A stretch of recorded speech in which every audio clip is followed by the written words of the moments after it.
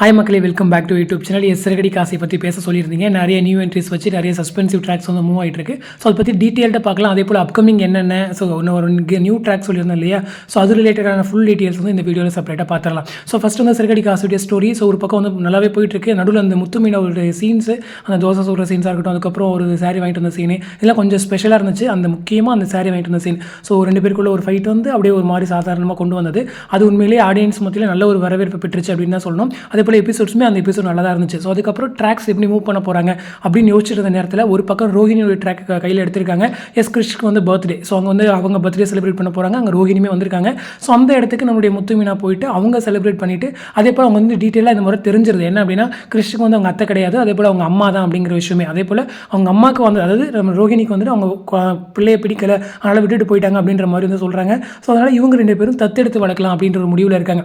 So ஃபேமிலியோட decision என்ன, so இதுக்கப்புறம் அவங்க எடுப்பாங்க. ஏன்னா இதுக்கப்புறம் இவங்க வீட்டில் எப்படியும் வேணாம் தான் சொல்லுவாங்க. ஸோ இதுக்கப்புறம் இவங்க எப்படி மூவ் பண்ண போகிறாங்க அப்படிங்கிறது இருக்குது. கண்டிப்பாக ரோஹிணி எப்படியாச்சும் அதுக்கு ஒரு முட்டுக்கட்டை போடுவாங்க, இந்த குழந்தைலாம் தத்தெடுக்கக்கூடாது அப்படின்ற மாதிரி. ஸோ அது ஒரு பக்கம் நடக்குது. ஸோ இன்னொரு பக்கம் வந்துட்டு நம்மளுடைய மீனாவுடைய ஃபேமிலி ரிலேட்டடாக, ஸோ அவங்க வந்துட்டு கண்டிப்பாக மீனா அந்த மாதிரி சொன்னாங்கன்னா அவங்களுமே ஒரு பக்கம் கோவப்படுவாங்க தான். ஸோ மீனாவுடைய ஃபேமிலி ரிலேட்டடாக ட்ராக்ஸ் வந்து அப்கமிங்கில் வருது. ஸோ இதுக்கான அப்கமிங் பிக்சர்ஸ் வந்து நம்மளால் பார்க்க முடிஞ்சது. கோவிலில் வந்து செப்பரேட்டாக ஷூட் போயிட்டுருக்கு. அது இல்லாமல் மீனாவுடைய வீட்டில் நம்மளுடைய மீனாவுடைய அம்மா இருக்காங்களே, சந்திராமா, ஸோ அவங்க வந்து அப்டேட்ஸ் கொடுத்துருந்தாங்க. ஸோ அந்த ட்ராக் வந்து செப்பரேட்டாக இருக்குது. ஸோ ஒரு எப்படி சொல்கிறதுன்னா, அவங்களுக்கு கோவில் சீன் எடுத்துட்டு அதுக்கப்புறம் ஒரு ஃபங்க்ஷன் ட்ராக் இருக்குது அப்படின்ற மாதிரிலாம் கூட கேள்விப்பட்டேன். ஸோ அந்த ஃபங்க்ஷன் ட்ராக்கில் தான் கொஞ்சம் பாசிட்டிவ் நெகட்டிவ் வர மாதிரி இருக்கும். ஸோ ஜஸ்ட் ஒரு கெஸ்ஸாக வச்சுக்கோங்க. ஸோ அந்த ஃபங்க்ஷன் ட்ராக் என்ன அப்படிங்கிறத நான் கொஞ்சம் ஒரு 1 வீக் போயிட்டு நான் டீட்டெயிலாக எக்ஸ்பிளைன் பண்ணுறேன். ஏன்னா அதுக்குள்ளே எபிசோட்ஸ் வர ஆரம்பிச்சிடும் எனக்கு பர்சனலாக தோணுது. ஸோ அதுக்கப்புறம் உங்களுக்கு நான் ரிவீல் பண்ணுறேன் அது என்ன ட்ராக் அப்படிங்கிறது. ஸோ இன்னொரு பக்கம் இங்கே வந்தீங்க அப்படின்னா நம்மளுடைய விஜயம்மா கேரக்டர். ஸோ அவங்க வந்துட்டு ஒரு பக்கம் அந்த அவனுடைய இது இருக்குல்ல டான்ஸ் ஸ்டுடியோஸ், அதுக்கு டான்ஸ் அகாடமி, அதுக்கு வந்துட்டு ஒரு மாதிரி ஒரு ஐடியா யோசிச்சு அந்த ட்ரெஸ் எல்லாம் வந்து ஃப்ரீயாக கொடுக்கலாம் அப்படின்னு சொல்லிட்டு, அதாவது ஃப்ரீயாக கொடுக்குற பேரில் நாங்களே கொடுக்குறோம் அப்படின்ற பேரில் காசு கம்மியாக வாங்கி அதிகமாக கொடுக்குறங்கிற மாதிரி பண்ணியிருக்காங்க. ஸோ அதுக்கு வந்துட்டு அவங்க நிறைய பேர் வராங்க, டான்ஸ் கிளாஸ்க்கு வராங்க. ஸோ அதில் வந்துட்டு ஒருத்தர், அதாவது 2 பேர் வந்து இன்றைக்கி ஜாயின் பண்ணுறாங்க. அவங்க 2 பேர் தான் நியூ என்ட்ரி. ஸோ அந்த நியூ என்ட்ரியுடைய கதையை வந்து கொஞ்சம் சுவாரஸ்யமாக இருக்கும். என்ன அப்படின்னா, அப்பா வந்து ரொம்பவே ஸ்ட்ரிக்ட்டு. ஸோ பொண்ணு வந்துட்டு இங்கே விட்டுட்டு ½ அன் ஹவரில் திருப்பி வந்துடுவேன் அப்படின்ற மாதிரியான அளவுக்கு ஒரு அப்பா. ஸோ பொண்ணு வந்துட்டு அந்த சான்ஸை யூஸ் பண்ணி அங்கே கிளாஸ்க்கு வரும்போது இன்னொரு பையன் கூட லவ் பண்ணுறாங்க. ஸோ அந்த பையன் பொண்ணுடைய லவ் ஸ்டோரி வந்து அங்கே நடுவில் போகுது போல்.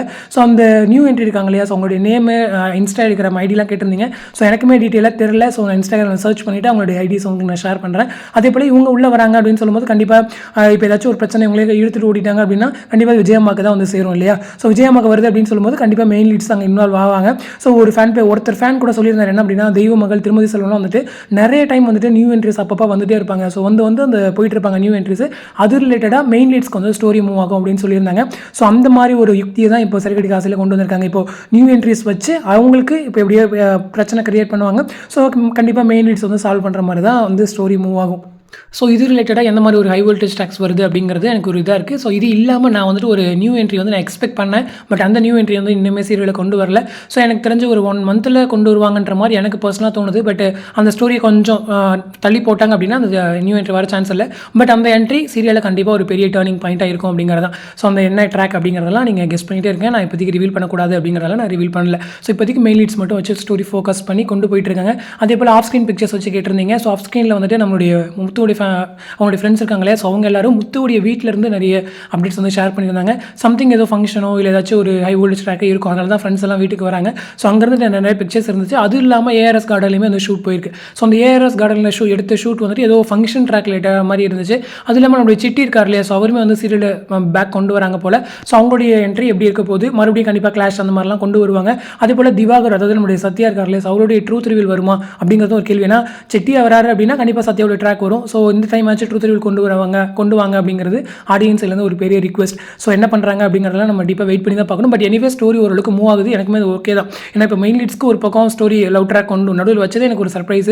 ஏன்னா இவ்வளோ சீக்கிரம் வச்சிட்டிங்களே அப்படின்னு சொல்லிட்டு. அதுவும் இல்லாமல் வந்துட்டு இப்போ லாஸ்ட் 15 டேஸ் வந்து ஷூட் போயிருக்கும் இல்லையா, ஸோ நிறைய எடுத்து வச்சிருப்பாங்க ஆடியன்ஸோடைய ஃபீட்பேக்ஸ். ஸோ அது எல்லாமே இந்த மந்த் அந்த 15 to 30 தான் ரிஃப்ளெக்ட் ஆகும். ஏன்னா இப்போ போயிட்டு இருக்க டெலிகாஸ்ட் ஆகிட்டு இருக்க எபிசோட்ஸ்லாம் முன்னாடி எடுத்து வச்சது. ஸோ இப்போ நடுவில் என்ன எடுத்துருக்காங்க தான் நெக்ஸ்ட் இதில் வரும். ஸோ அது என்ன அப்படிங்கிறத நம்ம வெயிட் பண்ணி தான் பார்க்கணும். அதே போல் மனோஜுடைய ஷாப்லேயுமே வந்து ஷூட் போயிருந்துச்சு. ஸோ அது என்ன ரிலேட்டடாக அப்படிங்கிறலாம் இருக்குது. ஏன்னா அவங்க ஷாப்பில் கூட அவங்க எல்லாரும் ஏமாத்துற மாதிரிலாம் சீன்ஸ் இருந்துச்சு. ஸோ அது ரிலேட்டடாக ஏதாச்சும் ஹை வோல்டேஜ் ட்ராக் மூவ் பண்ணுவாங்கன்னு நினைக்கிறேன். ஸோ ஒரு பக்கம் ஒரு ரோகிணியுடைய கேரக்டரை நெருக்கி கொண்டு வந்துட்டே இருக்காங்க ட்ரூத் ரிவீலுக்கு. அதே போல் இன்றைக்கி நாளைக்கு அதாவது அடுத்த வார ப்ரிவியூவில் கூட மனோஜ் சொல்லியிருப்பாரு யார் அந்த இளிச்சவாயம் அப்படின்னு சொல்லிட்டு. ஸோ அவர் தான் அந்த இளிச்சவாயம் அப்படிங்கிறது அவருக்கே தெரியாது. ஸோ அந்த மாதிரி ட்ராக்ஸ் ஓரளவுக்கு ரோஹிணியை மூவ் பண்ணி நெருக்கியே கொண்டு வந்துட்டு இருக்காங்க. ஸோ இது எல்லாம் எப்படி பின்னாடி வரப்போகுது அப்படிங்கிறது தான் சஸ்பென்ஸ் இருக்குது. ஸோ நானுமே இதாக வெயிட் பண்ணிட்டு இருக்கேன். அதே போல் இந்த வார சிறுகடி காசுடைய டிஆர்பி அதை பற்றியுமே பார்த்துருந்தோம். லாஸ்ட் வீக் வந்துட்டு 11+ வாங்கி 12+ கூட டே பேஸில் வாங்கியிருந்தாங்க.